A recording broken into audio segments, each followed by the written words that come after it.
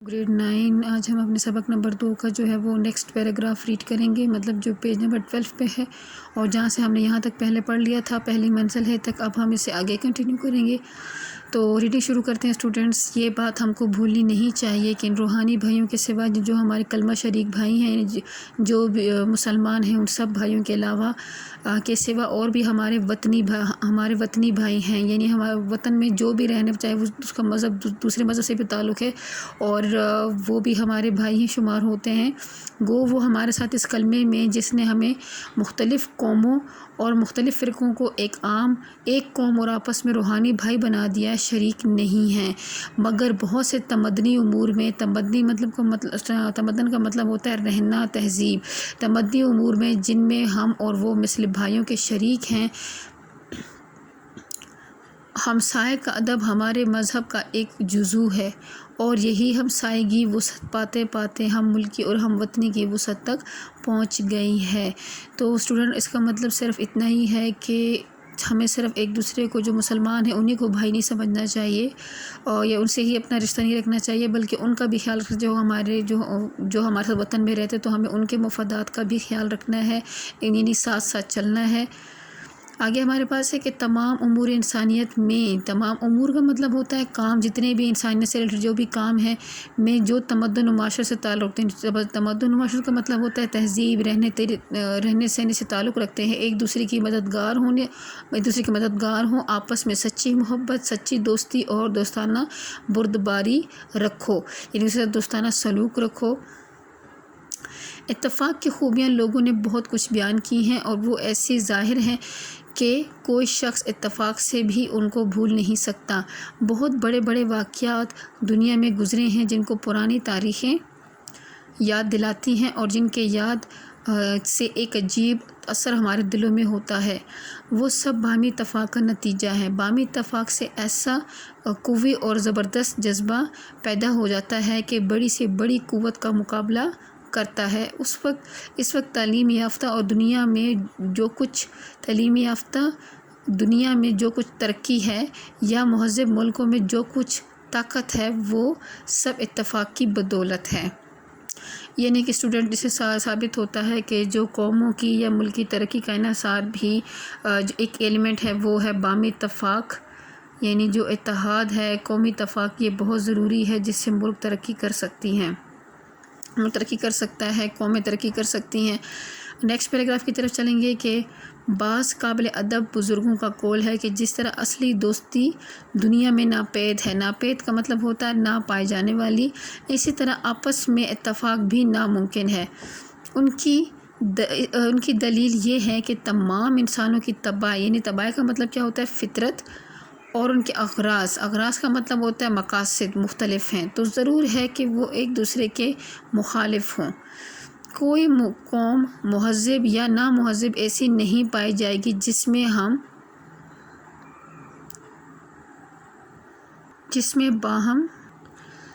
बाहम हसद और नफ़ाक़ का मतलब भी स्टूडेंट होता है नफ़रत और हसद, ये ऐसी, यानी इंसान किसी दूसरे को तरक्की करता हुआ जो है ना वो देख ना सकता हो, और ये असल में उसकी अपनी ही कमज़ोरी होती है।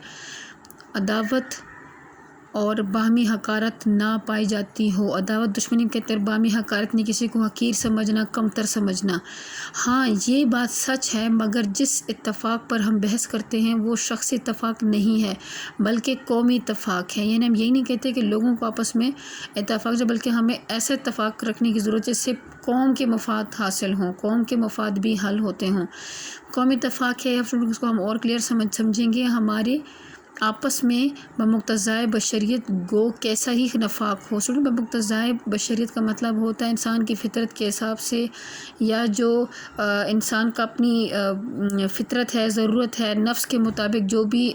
नफ़ाक़ का मतलब होता है नफ़रत, ठीक है, ये बेइत्तफ़ाक़ी गुज़ार करता है, कैसा ही हो, जो शख्स के जो खुदा के नज़दीक एक सख्त गुनाह या कौमी बुराई का असर तमाम कौम के लोगों पर पहुंचता है। यानी अल्लाह ताला को ये बामी जो नफ़रत है या नफ़ाक़ है, जो इंसान अपनी फ़ितरत को मद्देनज़र रखते हुए कि भाई मुझे अपने मेरे मुफाद हासिल हों और दूसरे के लिए ख्याल नहीं रखता हो, तो वो कहते हैं कि ये अल्लाह ताला को सख्त नापसंद है और ये गुनाह भी है, और कौम पे भी इसका असर बहुत बुरा पड़ता है। फिर اس لیے جلب منفعت کا مطلب ہوتا ہے فائدے کے حصول کے، یا دفع مضرت کا مطلب ہوتا ہے نقصان سے بچنے کے لیے میں سب لوگ متفق ہو جاتے ہیں، اور شخصی تنازعات اس وقت کچھ اثر باقی نہیں رہتا۔ یعنی جب تک کہ ہم جو ہے نا اسٹوڈنٹس اپنے ذاتی مفادات کو پس پشت رکھ کر اس کو بھول کر ایسے مفادات اپنائیں جس میں ہمیں قوم کو فائدہ ہو اور ملک کو ترقی حاصل ہو، تو ہمیں ان مفادات پہ زیادہ کام کرنا چاہیے، تو انشاءاللہ ہمارا ملک بھی ترقی کر سکتا ہے۔ اگر ہمارے قوم جو ہے وہ اپنے مفادات، ذاتی اغراض و مقاصد کو چھوڑ کر ملکی مفادات کے لیے کام کریں، صبر اور حوصلے سے کام کریں، تو انشاءاللہ ہمارا ملک بھی ترقی کر سکتا ہے۔ اس زمانے میں جو سب سے بڑا سبب ہماری قوم کا تنزل کا مطلب ہوتا ہے زوال، یعنی ہماری قوم کا جو زوال ہے، یعنی ترقی نہیں کر پا رہا، اس کی کیا وجہ ہے؟ زمانے میں سب سے بڑا سبب ہماری قوم کے تنزل کا ہے، وہ یہی ہے کہ ہم میں قومی اتفاق کا خیال نسین منسیہ ہو گیا ہے۔ نسیہ منسیہ کا ہو گیا مطلب کیا ہو گیا؟ بھلا دیا ہے ہم نے اس بات کا کہ قومی اتفاق بھی کوئی ضروری چیز ہے، تو اب ہم اس چیز کو بھول چکے ہیں۔ کسی کو بجز ذاتی منفعت کے بجز کا مطلب ہوتا ہے سوائے ذاتی منفعت کے، اپنے مفاد کے قومی بھلائی یا قومی منفعت کا خیال بھی نہیں کرتا۔ اسٹوڈنٹ یہاں بھی مین بات یہ ہے کہ ہماری قوم کے جو تنزل کا یعنی جو زوال ہے، اس کی مین وجہ یہی بتائی گئی ہے کہ قومی اتفاق جو ہے نا وہ ہم اس خیال کو بھلا چکے ہیں، اس بات کو پر کوئی توجہ ہی نہیں دیتا، اور ہر ایک جو ہے وہ اپنے ذاتی فائدے کی طرف سوچ رہا، نہ کہ ملکی یا قومی فائدے کا خیال اپنے دل میں رکھتا ہے۔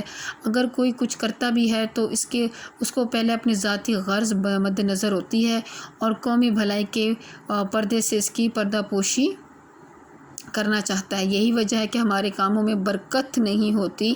تو اسٹوڈنٹ یہ بھی پوائنٹ ہے کہ برکت کس وجہ سے نہیں ہوتی۔ میں یہ نہیں کہتا کہ ہماری قوم میں نیکی کا خیال نہیں ہے، نہیں، ان میں بہت کچھ نیکی ہے اور بہت سے نیک کام ان سے ہوتے ہیں۔ کیسی عالی شان مسجدیں، کیسے عالی شان امام باڑے کہتے ہیں، امام بارگاہیں، کیسی نفیس خانقاہیں، اسٹوڈنٹس خانقاہیں کہتے ہیں۔ درویشوں کی جو رہائش گاہیں ہوتی ہیں، جو درویش لوگ ہوتے ہیں، وہ جو ان کے حجرے وغیرہ جہاں پہ وہ رہتے ہیں، ان کی نیکی کی یادگاریں موجود ہیں۔ اب بھی ہر شہر اور ہر قصبے میں دیکھو گے لوگ کس قدر خیرات کرتے ہیں، بھوکوں کو کھلاتے ہیں، حج و زیارت میں روپیہ خرچ کرتے ہیں، مسجدیں بنواتے ہیں، کوئی ایسا کام جس میں ان کی دانست میں، دانست کا مطلب ہوتا ہے دماغ میں، ٹھیک ہے، دانست میں مذہبی نیکی ہو، دل و جان سے اس میں مصروف ہوتے ہیں۔ سب لوگ قبول کریں گے کہ اس نیت سے یہ کام کیے جاتے ہیں کہ قیامت میں ان کا اس کا بدلہ ملے گا اور روز حشر میں ان کو ثواب حاصل ہوگا۔ اگر میرا یہ خیال صحیح ہے تو در حقیقت یہ سب کام خود غرضی اور ذاتی منفعت کے ہیں، نہ اپنائے جنس کے بھلائی کے اور نہ قومی ہمدردی کے۔ اسٹوڈنٹ یہاں پہ رائٹر کے کہنے کا مقصد ہے، اسٹوڈنٹ ہمارے زندگی کا مقصد یقیناً ثواب کمانا بھی ہے، اللہ کو راضی رکھنا بھی ہے، پر رائٹر اپنے پوائنٹ آف ویو سے یہ کہنا چاہ رہے ہیں، جو سر سید احمد خان ہیں، وہ یہ کہنا چاہتے ہیں کہ اگر ہم لوگ کچھ اچھائی کرتے تو اس کا مقصد بھی یہی ہوتا ہے۔ اچھا، بہت سے لوگوں کا تو مقصد دکھاوا بھی ہوتا ہے، لیکن یہاں پہ رائٹر کہہ رہے ہیں کہ مصنف کہہ رہے ہیں کہ جو لوگوں کا مقصد ہوتا ہے وہ یہ کہ ثواب ملے گا، روز جو محشر ہے ہمیں جو ہے نا ان کو ثواب ملے گا اور اللہ تعالیٰ ان سے وہ راضی ہوگا۔ تو کہتے ہیں یہ خیال بھی تو در حقیقت ان کے اپنی اس پہ جا رہا ہے کہ خود غرض ہے کہ ہم اپنی آخرت بہتر کریں، یعنی اس میں بھی انہوں نے قومی مفاد کو پہلے نہیں رکھا۔ لیکن اسٹوڈنٹس اگر در حقیقت دیکھیں تو ایسا خیال جو ہے وہ اگر سب ہی اپنائیں اور اس پہ عمل بھی کریں، اور ایسے مقاصد جس میں قوم کے لیے واقعی مسائل حل ہوتے ہوں اور ایسے کام پہ بھی کہاں توجہ دیں، تو یقیناً قومی اتفاق پیدا ہو بھی سکتا ہے اور ترقی بھی حاصل کر سکتے ہیں۔ جب تک کہ ہمارے دل میں یہ جوش پیدا نہ ہو کہ جو کام ہم کریں وہ قوم کے لیے کریں، نہ ثواب آخرت کے لیے، ٹھیک ہے، اس وقت تک ہمدردی کا جوش، قومی ہمدردی کا جوش پیدا نہیں ہو سکتا۔ میرا یہ مطلب نہیں ہے، اب اسٹوڈنٹ مصنف اپنا پوائنٹ آف ویو کلیئر کر رہے ہیں کہ میں ان ثواب کے کاموں کو برا جانتا ہوں یا ان کی کچھ حقارت کرتا ہوں، نفرت کرتا ہوں، بلکہ میرا مقصد یہ ہے کہ میں اصلی قومی ہمدردی کو ذہن میں ذہن نشین کرنے میں کوشش کروں اور دوسرے کاموں سے جو کہ امتیاز ان کو بتلاؤں۔ ٹھیک ہے اسٹوڈنٹس، وہ کہہ رہے ہیں کہ میرا مقصد صرف یہی ہے کہ ایسے کام جو صرف ذاتی فائدے یا ثواب کے لیے نہ ہوں، بلکہ ایسے کام کریں جس سے پوری امت کو یا پوری قوم کو فائدہ پہنچ سکتا ہو، تو وہ میرے لیے ایسا ہے کہ جو سچ میں قومی ہمدردی کا جو ہے نا صحیح والا جذبہ ہے۔ تو اسٹوڈنٹ یہاں سے ہم اب اس کا تعارف بھی ایک نظر دیکھ لیں۔ سر سید احمد خان دہلی میں پیدا ہوئے، والد کا نام محمد متقی تھا۔ ٹھیک ہے، ابتدائی تعلیم گھر پر حاصل کی۔ ان کے والد مغلیہ دربار سے وابستہ تھے۔ ابتدا میں یہ بھی مغلیہ دربار سے متعلق ان کا تعلق رہا، ٹھیک ہے، لیکن بعد میں انگریز حکومت نے ملازمت کر لی اور ترقی کر کے منصف کے عہدے پر پہنچ گئے۔ 1857 کی جنگ آزادی میں ناکامی اور مسلمان قوم کے زوال نے انہیں بہت متاثر کیا، چنانچہ انہوں نے مسلمانوں کی بہتری اور اصلاح کے لیے کوشش شروع کر دی۔ مسلمانوں میں جدید علوم اور سائنس کے فروغ کے لیے انہوں نے علی گڑھ میں انگریزی طرز کے اسکول کی بنیاد رکھی۔ اسٹوڈنٹ یاد رکھیے گا کہ جدید علوم اور سائنس کے فروغ کے لیے، کیونکہ ان کو یہ بات محسوس ہو چکی تھی کہ مسلمان جب تک کہ تعلیم میں اور جدید تعلیم کی طرف نہیں آئیں گے وہ پیچھے رہیں گے، ان کو ملازمتیں نہیں مل سکتی یا وہ اور ترقی نہیں کر پائیں گے۔ اسی لیے انہوں نے ذاتی کوشش سے علی گڑھ میں انگریزی طرز کے اسکول کی بنیاد رکھی، جسے بعد میں کالج اور پھر یونیورسٹی کا درجہ دے دیا گیا۔ ان کے اہم کارناموں میں رسالہ تہذیب الاخلاق کا اجرا اور ممڈن ایجوکیشنل کانفرنس کا قیام ہے۔ اجرا کا مطلب ہوتا ہے شائع کرنا۔ اس کے علاوہ وہ اپنے خیالات مسلمانوں کے وسیع طبقات تک پہنچانا چاہتے تھے، یعنی مختلف طبقوں میں، مختلف قوموں اور مختلف علاقوں میں جو بھی رنگ نسل ہیں سب تک پہنچانا چاہتے تھے، جس کے لیے انہوں نے صاف، سادہ اور عام فہم اسلوب میں مضامین لکھے، جن میں بے تکلفی یعنی بالکل کلیئر کٹ بات ہوتی تھی، یعنی جیسے بندہ دوست آپ کو کوئی بات سمجھا رہا، ان کا انداز بیان کچھ ایسا ہوتا تھا۔